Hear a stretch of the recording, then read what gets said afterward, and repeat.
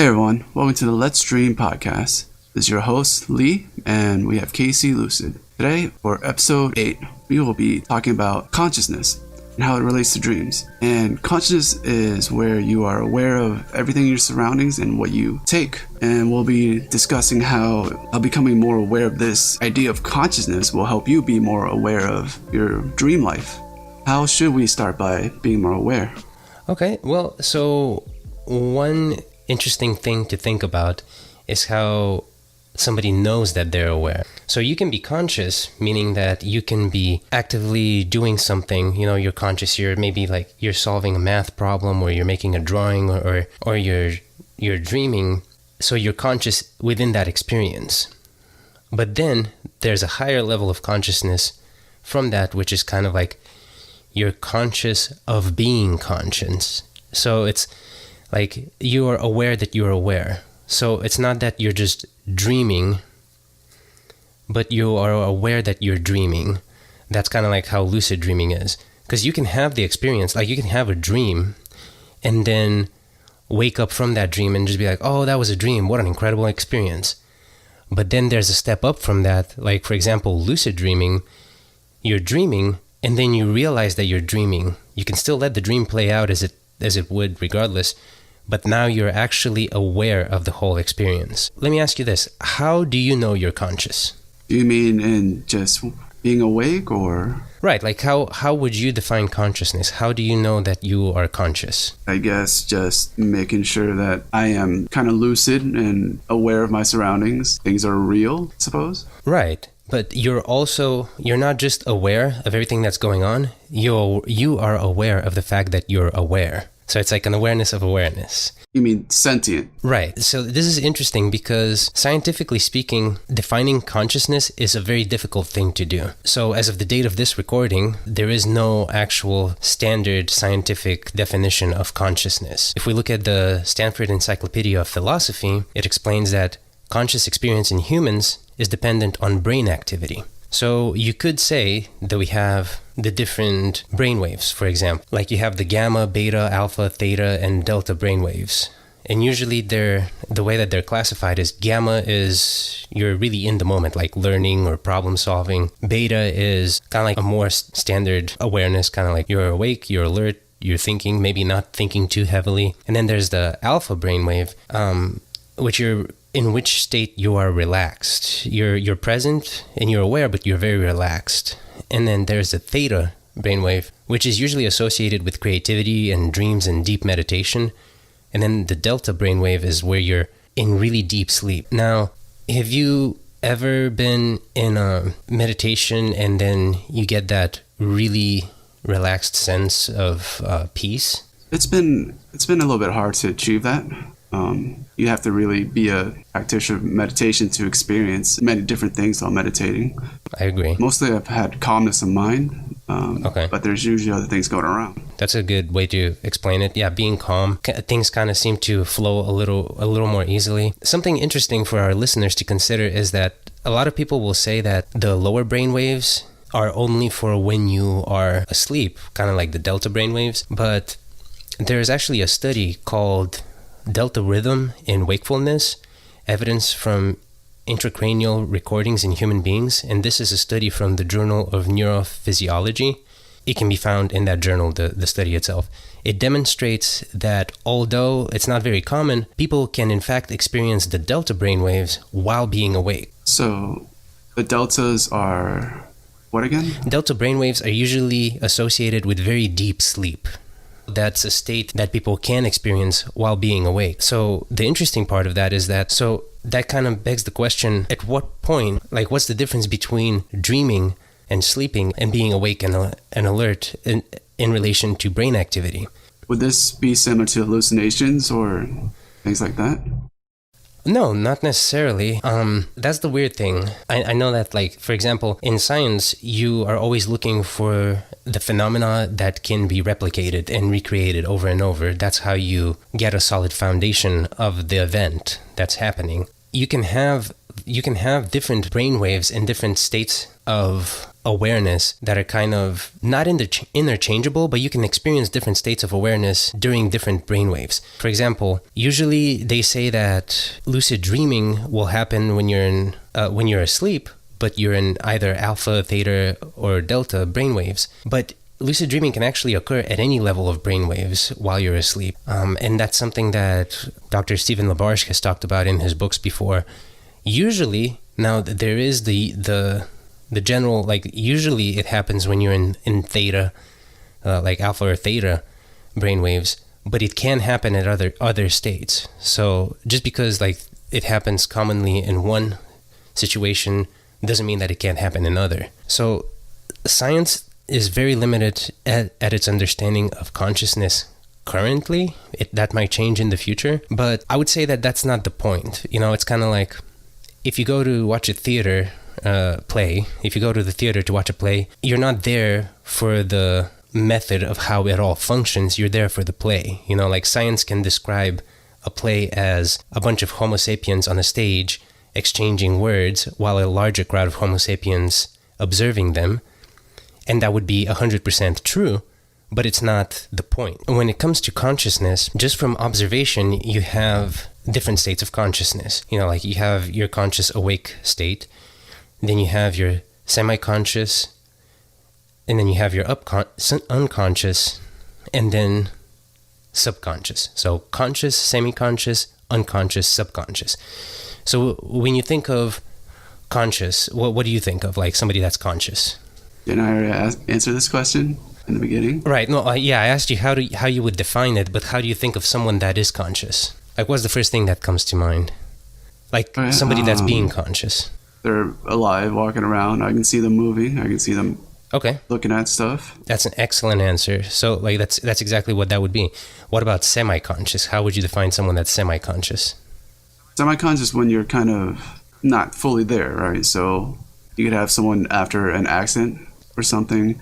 They could be, I don't know, under influence, probably, maybe half asleep. Yeah, that's exactly it. And then unconscious. What would you say for unconscious? That person's knocked out. Yeah, basically just completely not interactive with their environment. And then there's subconscious. So can you think of any examples for subconscious? Yeah, so I think an easy way to explain this is when you're it would be a physical sensation. Let's say you're a person that is a very nice person, and you're a little bit of a doormat for the sake of this example, and you kind of let everyone take advantage of you or use you in a way, and you're like, oh no, I'm a good person, so I'm just let that slide. So one day, let's say you're just driving, right? All of a sudden, your mind is in the same spot of I'm driving every day to work. Same route, same everything. But one day you notice that your grip on the steering wheel is super tight. Your knuckles are white. Your hand kind of hurts. And you're like, what the hell? What's going on here? So I think that's a good example of your subconscious leaking out. Okay. Yeah, that's excellent. Yeah, that's a great job of describing that. And some people would argue that your subconscious has more of an effect on you than your conscious, maybe your conscious aware state might like to admit. I think it gets a little bit tricky there. It could be a lot of emotion that you're not kind of processing. I think it's a lot of stuff that you aren't actively aware of and processing, and that's where you kind of bury it down. Right. And it's still present. Like, regardless of whether or not you're aware of it, it's still present. So clearly, regardless if you look at the scientific approach or just purely observational, there's clearly different levels that exist in consciousness. And that kind of reminds me of the Hindu and Buddhist teachings. Like, regardless of which school of thoughts you look at, a common theme amongst them is that everything has a certain level of consciousness, from like the low level consciousness of rocks all the way up to the multi-level consciousness capabilities of humans. And that's something that I often think about when it comes to dreams. Like, let's say in your dream, you're dreaming that you're kicking a soccer ball, but your mind literally formulated your environment, your self, and the soccer ball. So couldn't you technically say that the soccer ball is conscious because you thought of it and that's part of your consciousness? Does that make sense? I think you need to stop right there, man. You are blowing my mind right now. Well, because I know that, like a neuroscientist might say that it's all just electrical impulses in your brain, but the experience itself is that, you are making up, especially if you're lucid dreaming. Like if I'm lucid dreaming, I can just imagine like a slice of pizza in my hand, and then I'm eating the pizza and it tastes exactly as pizza tastes like. So it is just a very strange thing to think about, is that my mind, my consciousness somehow formulated something that my consciousness is experiencing, and it's all completely like away from this reality. It's all within your mind. Okay, so I think we have to make a little difference here. So if you're dreaming, everything in your dreams are possibly conscious. Is that what you're saying? Right, part of your consciousness. But things in real life, and if a real life soccer ball, that would not be conscious. Because it's an inanimate object, right? In real life, right? So, like that would be what the laws of physics dictate in our waking reality. I just thought it was interesting that in Buddhism and Hinduism, a lot of their concepts say that everything has a certain level of consciousness. Well, like if you look at Hinduism, for example, they say that everything that we experience are just the dreams of Brahman. For example, that's just like a religious kind of ideology, but I thought it was interesting, and I like relating it to dreams. In dreams, because I remember the first time I heard that, I'm like, oh wow, that's kind of wild to think about, but that's kind of what happens when you're dreaming. Like when you're in a dream, like everything that you experience in a dream is essentially you, because you are the one that you're dreaming it, which can be kind of out there to think about. It's interesting. It's just interesting to consider. So now I'm thinking, if we did walk around in daily waking life with this idea in our head, everything has some sort of semblance of consciousness. That would mean everything we do is an experience, maybe a wildly different one than if we're just not aware of this idea. So the way I would interact with a ball with that idea is like, I hit that ball is going to feel hurt. Should I hit the ball? Why should I hit the ball? Well, no, do I want to hit the ball?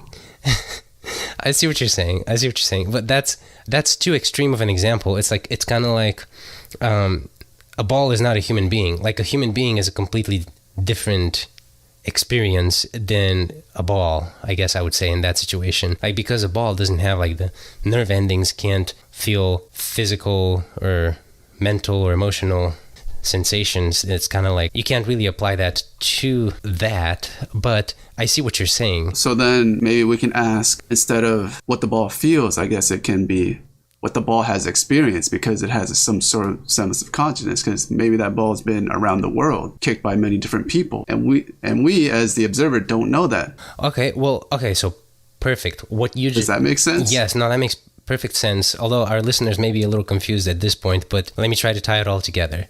So we can go over like what different people throughout history have said in relation to consciousness, but one of my favorite comes from Alan Watts.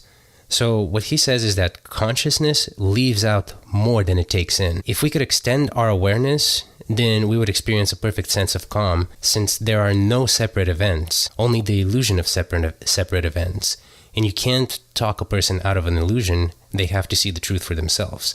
A good saying, which I think we mentioned in the previous episode, is you are like the same way that an ocean, like the whole ocean, makes a wave. Like a wave is something that the whole ocean does. Like it's not inseparable from the rest of the ocean. A wave is a wave. And even if you touch a singular wave, you're still touching the whole ocean. The same way that you are something that the whole universe does. Like you're not separate from the universe. You're still a part of the entire environment and the whole universe. So I know like consciousness, usually the way that people experience consciousness is very focused. It's kind of like a spotlight. It's very centered on something, and it tends to leave out more, whether it's for survival or to accomplish certain goals, whatever it may be. Thinking that way can definitely create a sense of separation. That's why yoga is very interesting, and there's a lot of interesting books on dream yoga, and the unity of things relates to our experience. But because we can focus in on something, we can make change where we focus. It's important to remember that we're all a part of like an environment, a greater thing. I'm gonna see if I can make this a little clearer. So with this idea in my head, now that ball isn't just a ball, it's a ball that's been around, kicked by different people, and those people have their own lives, and there's just a bigger world than just that little ball on the side of the road I see. Right, exactly. And so like you don't have to, like, for example, you don't have to think about that with every single little thing that you do. But it's still there. Right. But if you do manage to get into that state of mind when you are dreaming, you get into the lucid dreaming state where you are aware that you can completely manipulate anything that happens the way you want it to. And that can be very entertaining, but it can be very insightful as well, because when you are aware of your own awareness is when you can make change happen, in yourself, which is arguably really the only form of control that people have, is to control over themselves. I did hear something one time from a yogi. If you think about it, humans are the only creatures on Earth that have the capability to consciously control their actions. Like, there's a lot of different animals that can do things better than humans, like reproduce, eat, hunt, kill, make shelter. But humans have the ability to consciously do these actions. Therefore, we should attempt to be conscious in our actions because we have the ability. Like, not just go through the motions, but actually put some thought into what you're doing. Same with lucid dreaming. So this concept is that automatism in our daily life is actually an adaptive circuit that humans use because we don't want to be aware of every little boring thing we do. And that's how our mind kind of compresses certain events. So that daily chore of doing the dishes, you're not going to want to be fully aware of every time you do that, right? I gotcha. Yeah. And the idea here is that you want to be more aware. You want to be aware that maybe you're not aware of these things. And that'll be a step forward into having that feeling of awareness of yourself. So you can be more in tune and eventually adapt that to trying to lucid dream. Yeah, that's a great example of why it's important to be conscious. So you don't want to be 100% conscious of everything, because some things, like you said, are to different people. Like, some people might have fun washing the dishes, and that's great. But if you find something monotonous or boring, or not really something that you enjoy doing, sure, you don't have to, you could just kind of go on autopilot. But the fact of the matter is that when you start to train yourself to be more conscious, regardless if it's through meditation or lucid dreaming, it can have a positive impact on your life, because when you are aware of what you want to do, then you start becoming aware of things that are preventing you from doing that.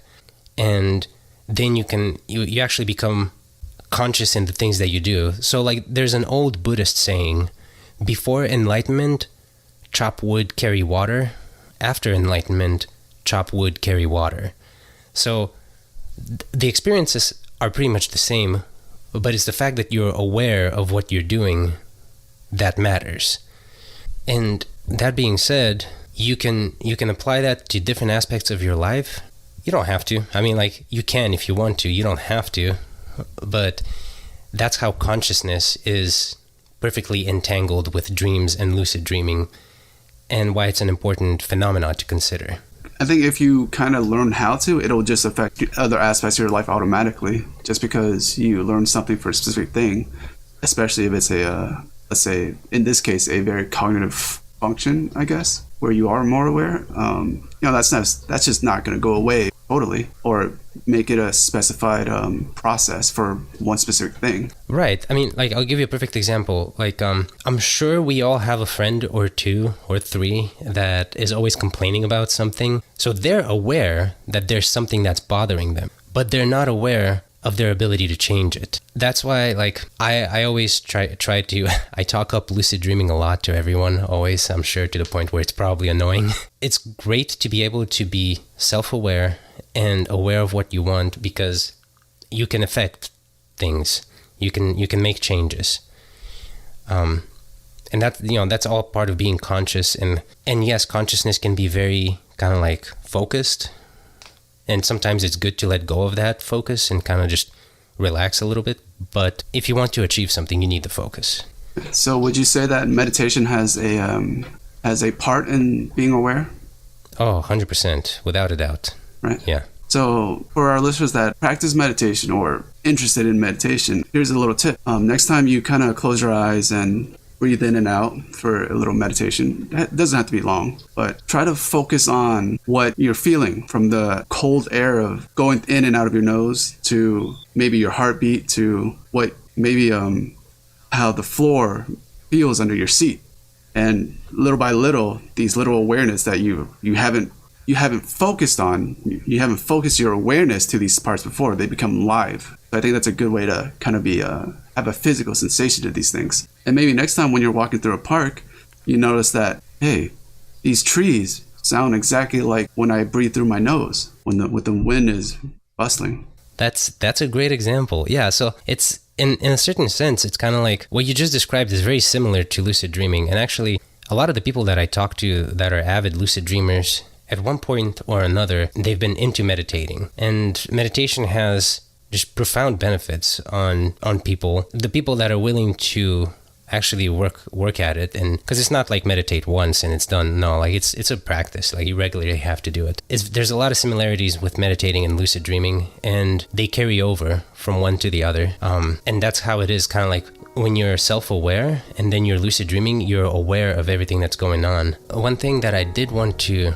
bring up, which is kind of just to give different points of view on consciousness. So one of my all-time favorite authors, his name is Alan Moore, and he's the author of V for Vendetta and The Watchmen and a lot of just really great comic books. But he says our conscious version of the world is in a deep way a lot more real than the world of bricks and mortar that's around us. Fiction has an immaterial reality that is exactly equivalent to material reality. It is no more less or real, it's simply different. And consciousness is a ghost that somehow spoiled the logic of this perfectly balanced clockwork universe worldview that we have created for ourselves. Basically, what that says is your internal processes like dreams, lucid dreaming, your thoughts, they are just as real as reality, not in the sense that you can feel them, touch them, smell them. Unless you're lucid dreaming, you can actually do that. They have a very real impact on the experience, on your human life experience. That's important to consider.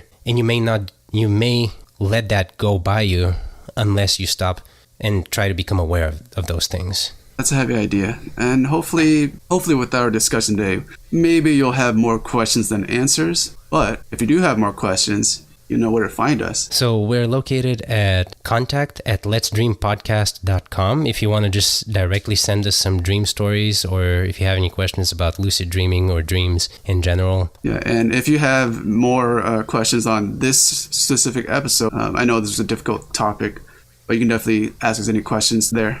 And if you just want to see some of the dream-related art and animations and storyboards, you can look it up on YouTube or Instagram. Or Instagram profile is Let's Dream IG.